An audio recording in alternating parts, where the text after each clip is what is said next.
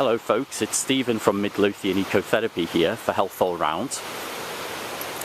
So before I go into this week's tasks, I wanted to just invite you to send in any photos that you have from last week's task. In last week's task I asked you to take a photograph of quite a big scene that you can find either on your walk or from your window if you're shielding, and then go back a week later and take a photo of the same place and see how it worked out for you.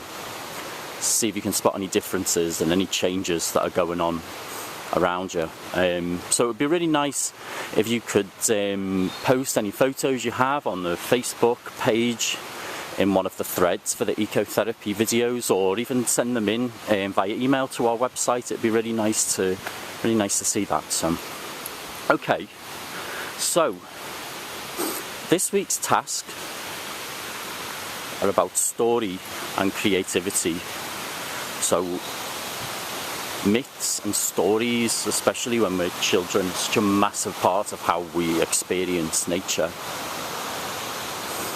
And sometimes I think we forget how much our view and experience of nature is shaped by the stories we're told as a child, whether they're about, scary witches in the middle of the woods, or trolls that stand by the wall and don't let you past, talking trees, whatever they might be. So what I want you to do is to go for one walk, and as you're going on your walk, wherever you are, whether it's city or nature, have a look at the natural objects around you, and have a look at the trees, any water that's around you, grass, flowers, the sky, everything that's coming directly from nature.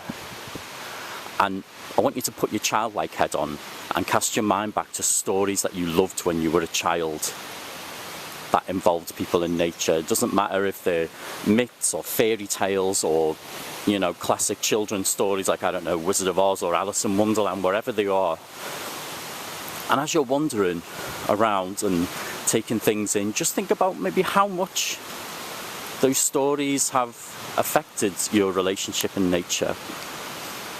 Hopefully in a positive way. I think often they do, but sometimes they're quite scary, those stories as well. Has that affected how you experience nature in some way? And do we forget that? And I want you to keep your childlike head on throughout the whole walk, like our Euro's doing here with his little stick. Hey Euro, have you got your stick? Have you got your stick? Yes. That's what I want you to do. I want you to be like Euro on this walk. You don't have to run around with a stick in your mouth, but you can just ponder, have that free spirit that he's got, your childlike head, and enjoy recalling the stories as a child and just pondering on them. So then, after you've done that, which I hope will be interesting and positive and carefree activity for you, I want you to then later in the week go on another walk. And when you go on your second walk, I want you to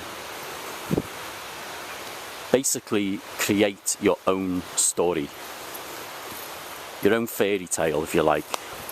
And I want you to go out with a completely fresh head and just look at everything and let the things inspire you. So, you might come across a scary house, for example, where the witch lives, or maybe that's a prison. Maybe you feel like you're in a prison at some point in your life, or maybe at the moment a lot of us feel like we're in prison, and maybe you want to make a story about something like that, with something that you see about the current situation, letting it speak in metaphor in a fun and childlike way, because we forget to tell stories, and stories are a really massive part of human beings. It's one of the things that make us what we are, but I think sometimes we're stuck in kind of just watching TV and films to get stories, and that's great, and it can be a lot of fun. I do a lot of that myself, but I think we forget to use our imagination somehow when we're relying on that. So, this is where the trolls are, isn't it? Let's be honest about this.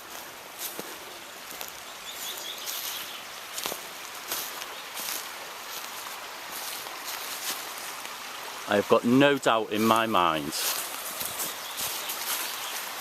that on the other side of that tunnel lives a troll.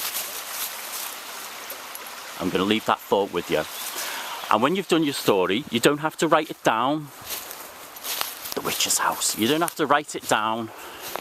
You don't need to do anything with it. You don't need to show it to anyone. I think sometimes that can really ruin our experience of being creative, especially with nature, because it inspires stories and it inspires characters. And if you just allow yourself to create without worrying about sharing it with anybody, without thinking you have to do anything with it other than just create for the sake of creating, you'll see and you'll remember how easy it is, and also how nourishing it is for you as a human. So I'm going to leave that with you.